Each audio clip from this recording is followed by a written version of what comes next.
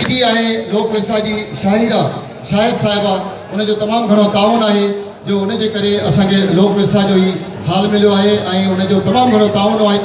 ऐं ख़ासि तौर ते हिकिड़ो नालो आउं ज़रूरु खणंदुसि साईं सैयद सरदार अली शाह साहब जा तमामु घणा थोराइता आहियूं जेको पाण मिनिस्टर आहे कल्चर एजुकेशन ऐं सकाफ़त ऐं इन खां अलावा टूरिज़म जा बि तमामु घणा उनजा थोराइता आहियूं। इन्हनि जे ताउन सां ई सिंध कल्चर जे ताउन सां ही प्रोग्राम असां तरतीब ॾिनो आहे ऐं आउं आहियां अव्हां जो मेज़बान ज़ाहिद हुसैन जतोई।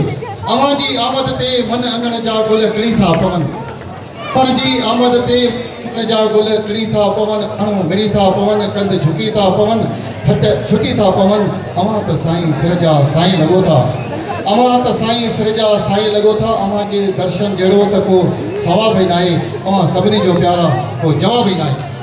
अव्हां जे भरपूर तारीफ़ में बांसुरी ते धुन पेश कंदो इरफान अली।